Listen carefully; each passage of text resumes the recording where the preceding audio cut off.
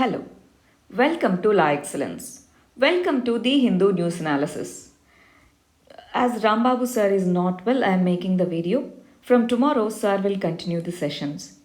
Yes, we have 13 important articles today. The first article is with regard to farmer protests. Farmer protests are happening.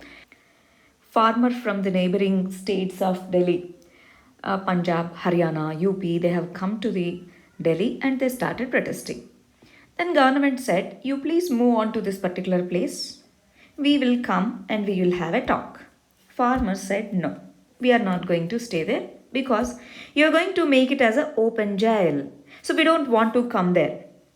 Then the government said, okay, then we will meet once and we are ready for the talks. Then the government has asked the major important 30 farmer organizations and the leaders of these organizations to come for the talks. That is what is happening. Here we should know the background of what are these particular bills against which the farmers are protesting. We have a bill called Farmer Produce Trade and Commerce Act 2020. So let us understand what is this Farmer Produce Trade and Commerce Act 2020 and what are the demands of farmers. Why are they protesting against this particular act? What are the demands of these farmers? What can be the way forward? What the government is thinking to do? And what is the government's stand? Let us understand these three things. This is important for both prelims as well as for mains. First, let us understand what is this act all about. Farmers Produce Trade and Commerce Promotion and Facilitation Act. This act permits the farmers to sell outside the regulated markets called as APMC markets. APMC is the name of regulated market. So farmers now have the choice to sell their produce outside these APMC mandis. These traders can be on electronic platform, can physically come and buy, and they shall not levy, this is important, they shall not levy any market fees, cess, etc. under any state law or any state APMC law. That is the important provision against which farmers are protesting. And then there is one more act with regard to contract farming. There it is mentioned that in case of any dispute, then the dispute resolution mechanism is provided outside the court. District collector, district magistrate, these act as the arbiters, and independent courts cannot have powers in this.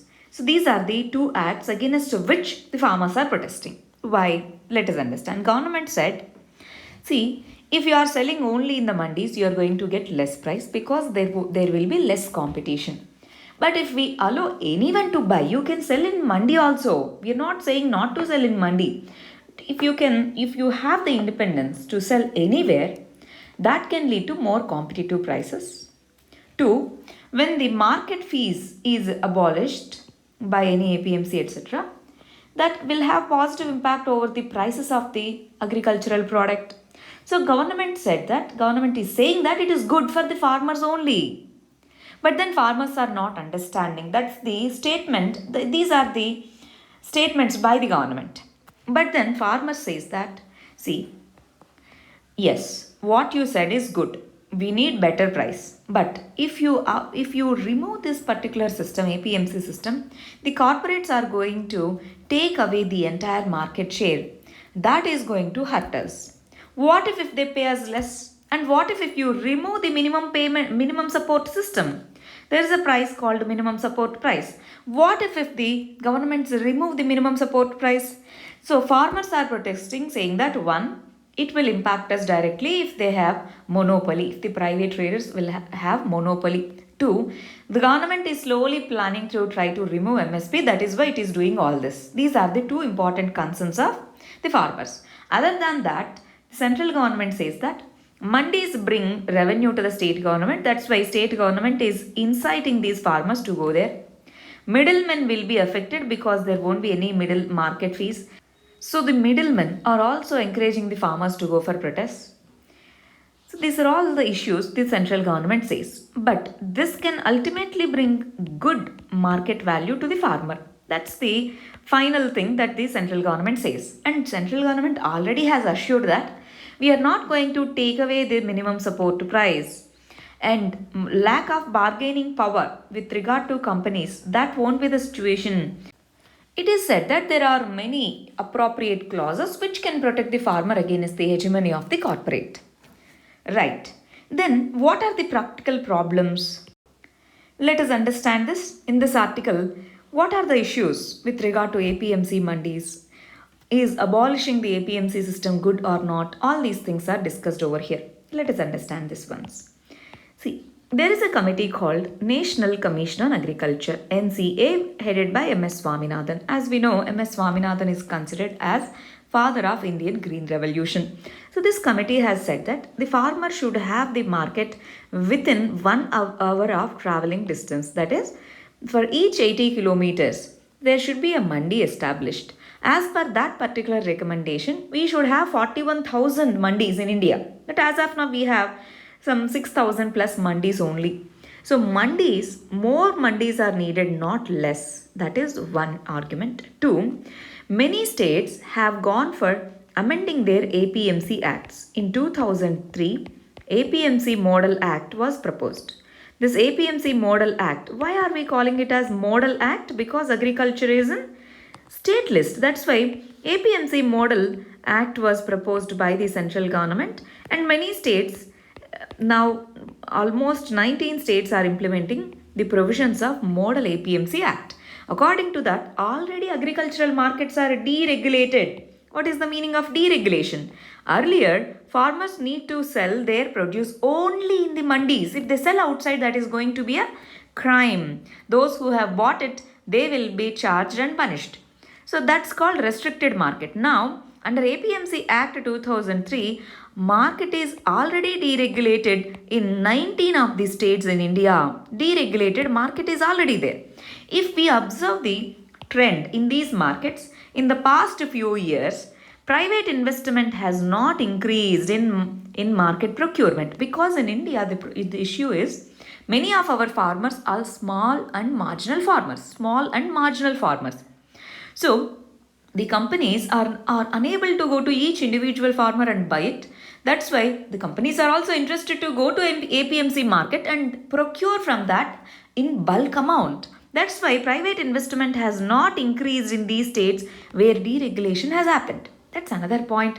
Third thing, yes, in 19 states we said deregulation has happened. But the question is, did this increase the prices that the farmers get? No, there is no actual increase in the price for the agricultural products from these deregulated markets. So the proposal or the contention of the central government, that is, if we have deregulated markets, we are going to get good prices for the farmers. That in practicality has not happened in the past few years. And though there is no mandi cost when the farmer sells it to the private person, but there is a charge called transaction cost. This transaction cost has replaced the mandi tax. Whatever the government is trying to achieve through this FPTA Act, already all these are proved as wrong in these 19 states. Many states doesn't have any APMC markets at all. For example, Kerala, Bihar. But do you think farmers are getting more prices for their agricultural produce over there? No. So based on all this, we can say that what is the better way forward if the government goes for negotiation? In this article, it is said like this. 1. Increase the APMC markets. But APMC markets have many internal problems. So bring in the reforms in APMC system. Reform the APMC system and increase the number of APMC markets. This is the way forward that is given in this particular article. But you can have your own viewpoint. In this article, all these points are proven with the facts. That's why we believe that yes, there is a merit in these arguments. The next important article is with regard to SCO Summit, Shanghai Cooperation Organization Summit. India hosted 19th SCO Summit this year, and our Vice President of India participated as the head in this particular summit instead of our Prime Minister. As we know, in the last few years also, our Prime Minister did not participate in few of the heads of the meetings of SCO Summit. External Affairs Minister one time participated, Defense Minister participated at another time. This time, Vice President of India is participating. Now, in this context, let us understand What is this Shanghai Cooperation Organization? What is the importance of Shanghai Cooperation Organization? And is there a Buddhist connect? Why is our Vice President of India talking about Buddhist connect? Yes. If we know the membership of Shanghai Cooperation Organization, we can clearly understand that the Buddhism as a religious link is existing in all these countries.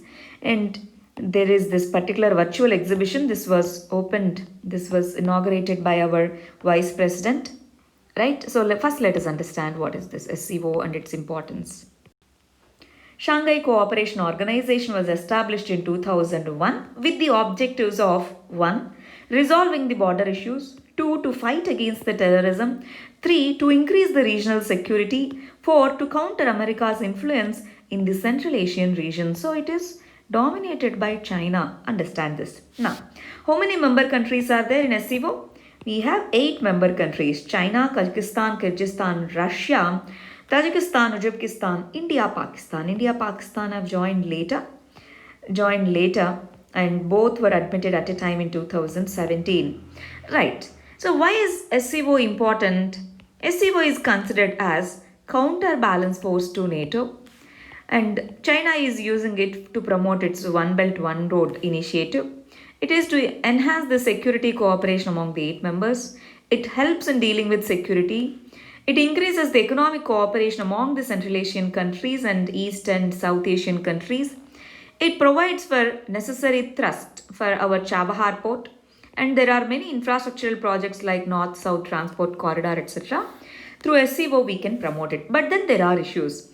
India is objecting China's OBOR, that's one issue, and India-Pakistan issues. Now, one of the reasons why our Prime Minister did not participate in this summit is the clashes, the recent issues with Pakistan. Pakistan Prime Minister also didn't join. Pakistan has sent some other person. This is a virtual meet, of course. They have not come directly, but are participating through the virtual medium. Other than that, we have India-China standoff. And then there is a group called quadrilateral group. So these things are dominating the scene of Shanghai Cooperation Organization. Our Vice President has spoken about 1. Dealing with COVID pandemic, 2. To deal with the cross-border terrorism, referring to our neighbor Pakistan. So cross-border terrorism, COVID-19 and the fight against COVID-19.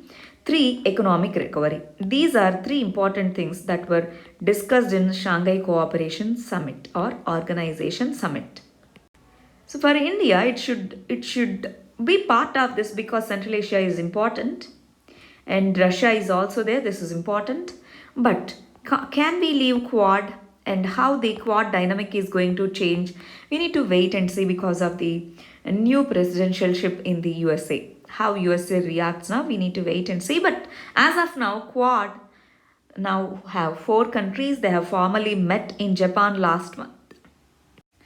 The next article is with regard to governance. Recently, the Central Council of Indian Medicine has issued certain guidelines saying that the post-graduation students or postgraduates of Ayurveda can also perform certain surgical procedures. That's the notification given by CCIM. And then many people started criticizing it, and there is this organization called Indian Medical Association. This also said that this cannot be done. Errors can happen. This can lead to deep problems in patient safety. So that's the concern now. Let us understand. This comes under health policy. First question is, what is this Ayush system? Ayush system is considered as traditional medicine of India. Ayurveda, Yoga, Unani, Siddha, Homeopathy. Likewise, there are many traditional systems. To manage and regulate all these traditional medicine system, we have manage and promote. So we have a particular ministry called Ministry of Ayush. Under this ministry, there is a particular statutory body called Central Council of Indian Medicine, CCIM. This has released certain guidelines saying that Ayurveda students, not all, understand this, Ayurveda students out of the traditional Indian medicine system, PG students can perform certain surgical operations. And then in a clarification, it has said that Already the PG students of Ayurveda, they are performing certain surgeries. We are just regularizing it. That's the statement given by CCIM. And then also people are criticizing. So what is the idea behind it? So is it good or bad? Let us understand that.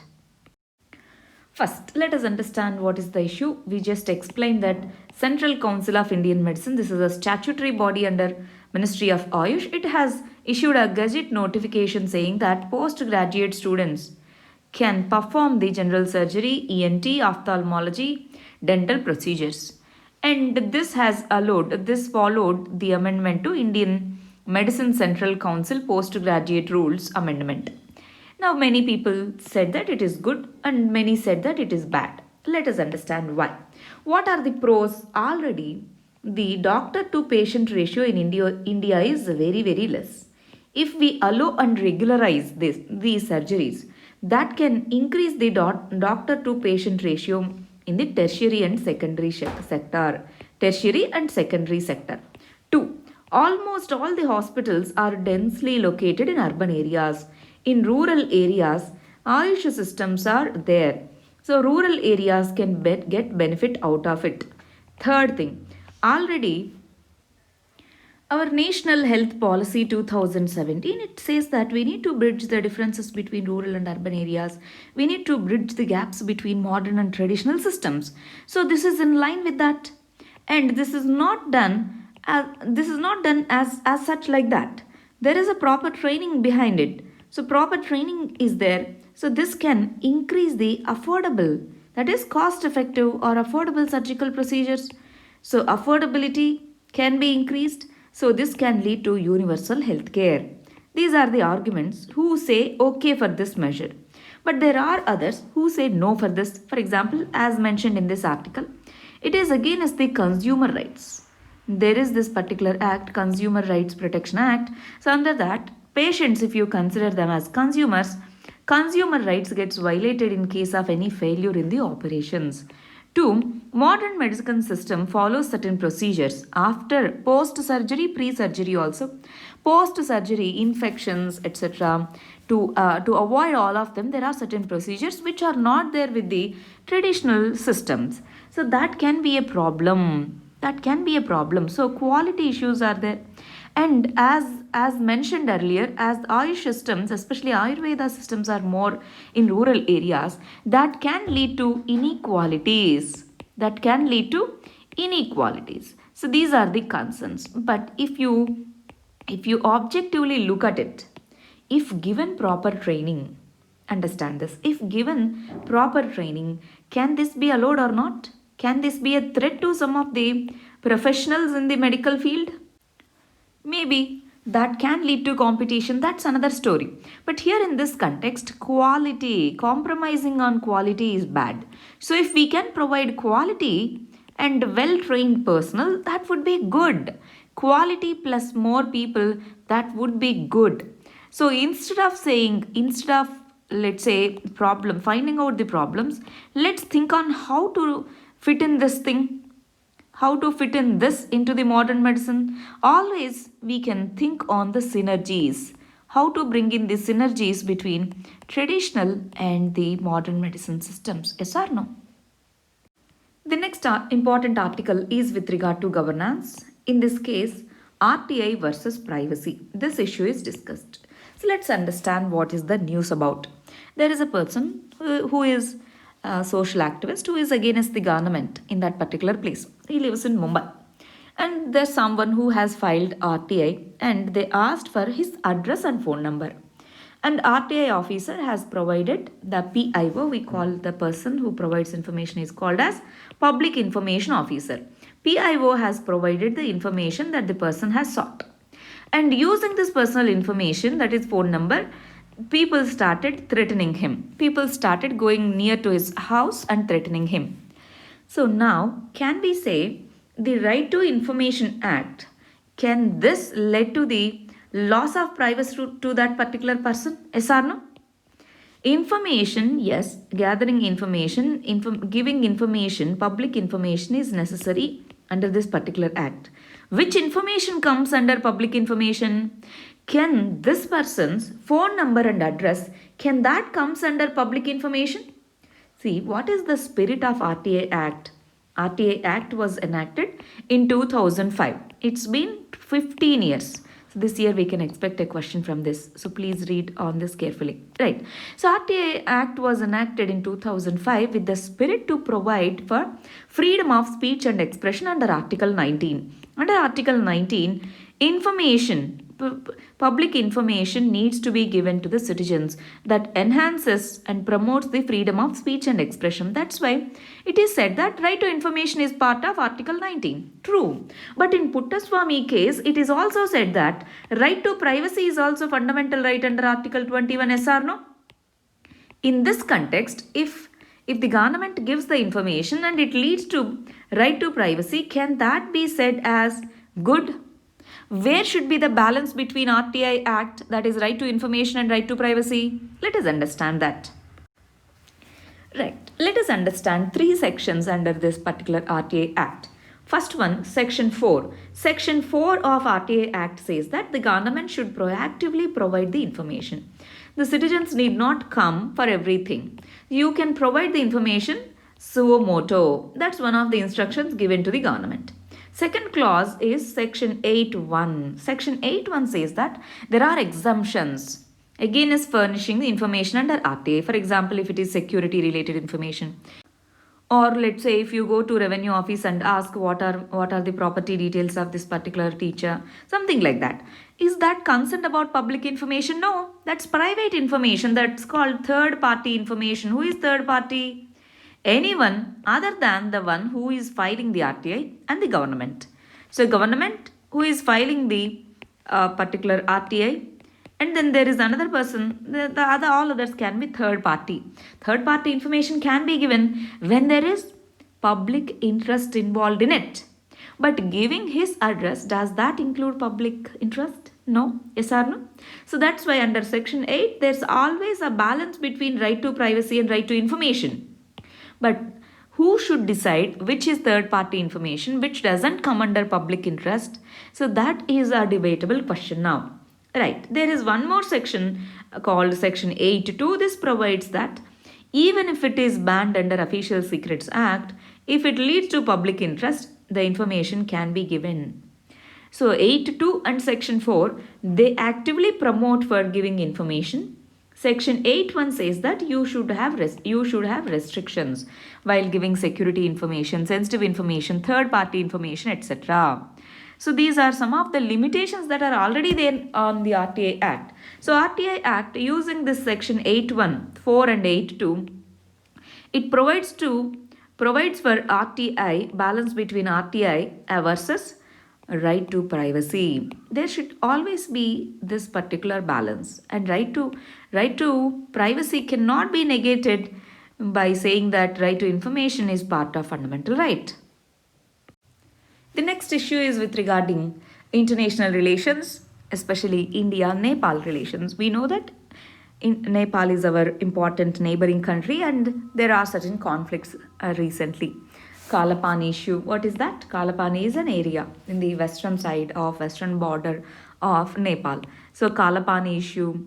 So there is a conflict and then it has changed the map of Nepal unilaterally. So that has led to an issue.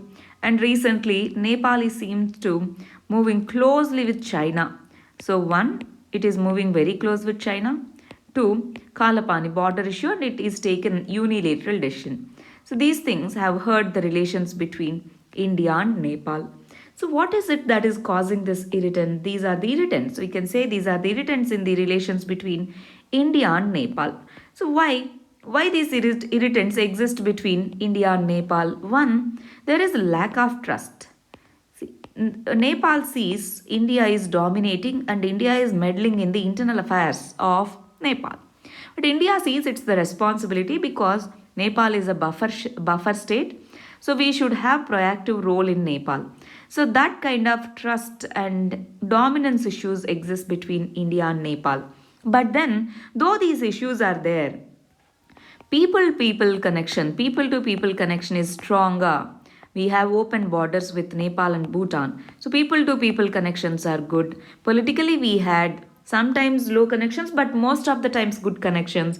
These needs to be revived. India Nepal friendship is not just for few years, it's there since ages.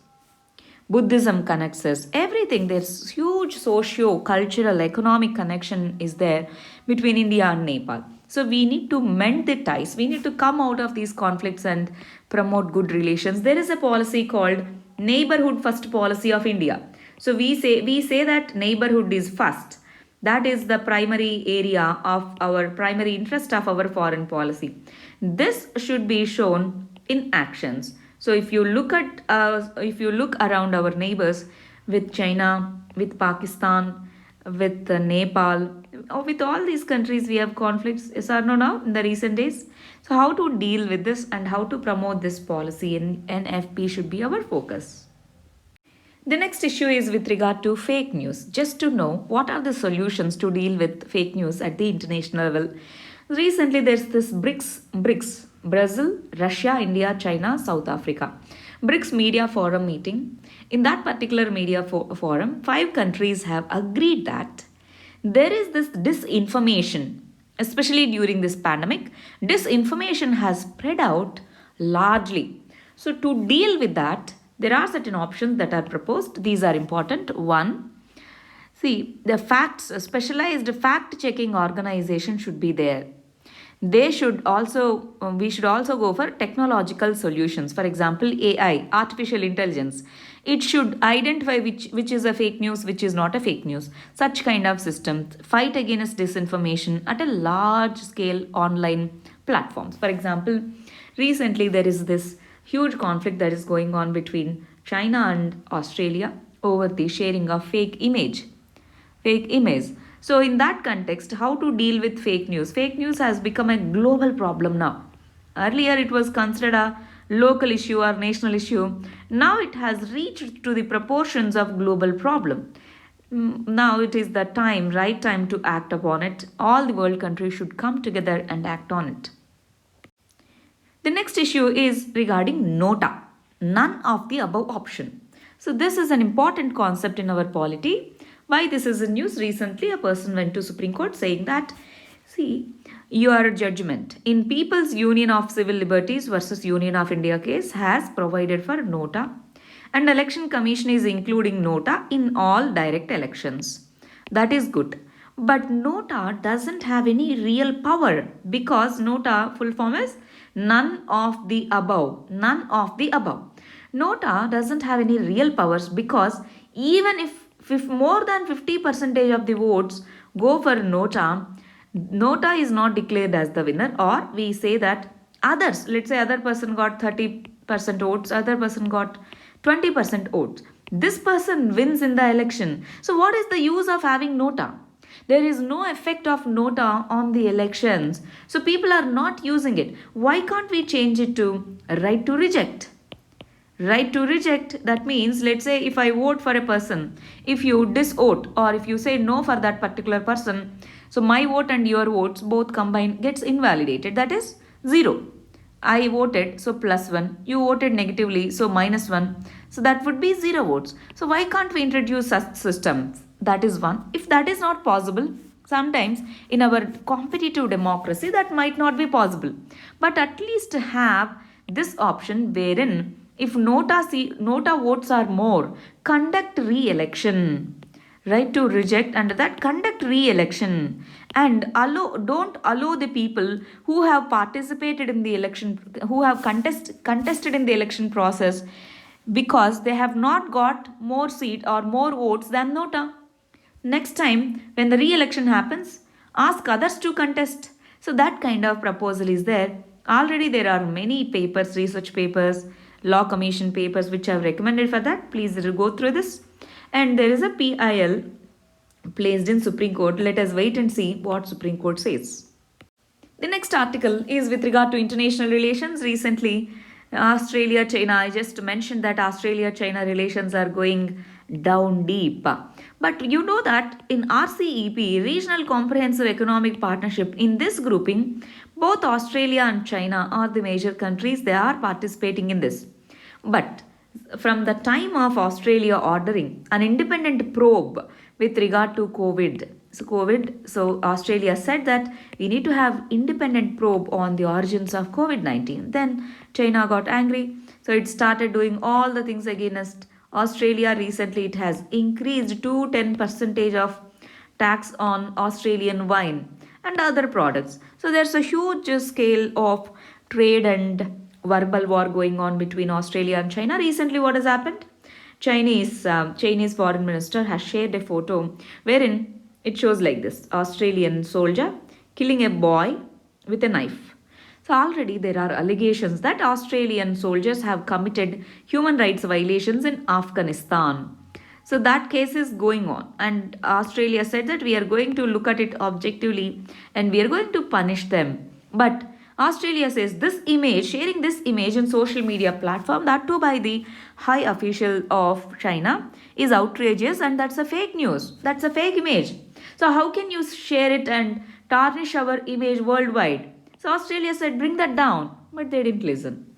So that is causing a huge scale diplomatic war between both the countries. So just keep the track on it. So what happens, let us understand, because this is going to have impact on India. That's why we are understanding, not for some fun. Finally, the final article is with regard to economy, banking sector, how banking sector is performing, especially due to COVID-19. Of course, before COVID-19 also, bank credit growth was less. What does this mean? Bank credit growth means what? Bank credit means bank giving loans to someone.